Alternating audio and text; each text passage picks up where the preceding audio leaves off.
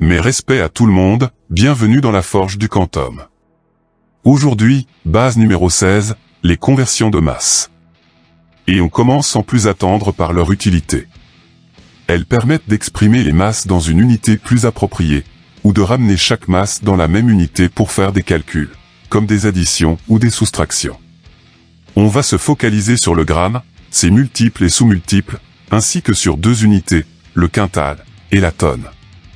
Dans le système international, l'unité de mesure de la masse est le gramme. Ses sous-multiples seront les suivants. Le milligramme, qui correspond à 1 millième de gramme, soit 0,001 gramme. Le centigramme, 1 centième de gramme, ou 0,01 gramme. Le décigramme, égal à 1 dixième de gramme, ou 0,1 gramme. Ces multiples sont les suivants. Le décagramme, qui correspond à une dizaine de grammes ou 10 grammes. L'hectogramme, une centaine de grammes ou 100 grammes. Le kilogramme, un millier de grammes ou 1000 grammes. Ces multiples et sous-multiples pourront être organisés dans ce tableau, que je vais décrire de droite à gauche en conservant les codes couleurs utilisés précédemment. Première colonne, les milligrammes, symbolisés par un G. À leur gauche, les centigrammes, CG. Avant les grammes, les décigrammes, DG. Après les grammes, les décagrammes, DAG. Puis les hectogrammes, HG. Et enfin, les kilogrammes, KG. Il ne faudra inscrire qu'un seul chiffre par colonne et la virgule, réelle ou virtuelle, sera toujours placée dans la colonne de l'unité dans laquelle est donnée la masse. Je présume que tu ne sais plus ce qu'est une virgule réelle ou virtuelle. Je vais te faire un petit récapitulatif. Abordons un peu la numération des nombres entiers avec ce tableau.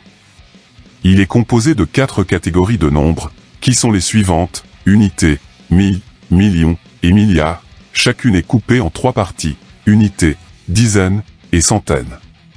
Par exemple, 123 se positionnera ainsi dans le tableau, une centaine, 2 dizaines et 3 unités. Pour 4 567 890, il suffira de placer le chiffre 4 au bon endroit et le reste suivra. On passe à la numération des nombres décimaux avec ce tableau. La partie entière sera à gauche, la partie décimale à droite et une virgule permettra de les séparer.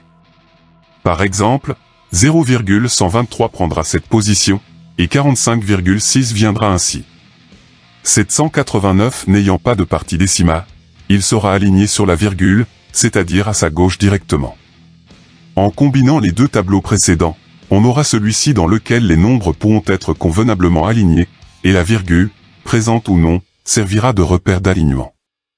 Dans un décimal, comme 0,123, on dira qu'une virgule est réelle.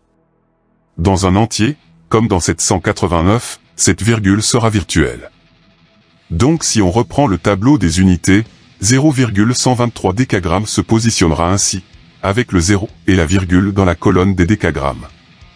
45 hectogrammes sera ici, le 5 et la virgule virtuelle, dans la colonne des hectogrammes. Pour 6789 milligrammes, la virgule virtuelle, et donc le 9, seront dans la colonne des milligrammes. Passons maintenant au protocole de conversion. La procédure est simple. La valeur numérique est placée dans le tableau, la virgule, réelle ou virtuelle, dans la colonne de l'unité dans laquelle est la masse. Il suffira d'inscrire une virgule dans la colonne de la nouvelle unité, de rajouter un ou plusieurs zéros si besoin, de supprimer l'ancienne virgule et les zéros inutiles, si besoin. Reprenons le tableau des unités pour le premier exemple. Je veux convertir 0,123 décagrammes en décigrammes. Une virgule est matérialisée dans la colonne des décigrammes, derrière le 2, puis ancienne virgule, et le 0 devant elle, sont supprimés. Second exemple, convertir 45 hectogrammes en centigrammes. La virgule virtuelle derrière le 5, que je vais faire apparaître en gris, est envoyée dans la colonne des centigrammes.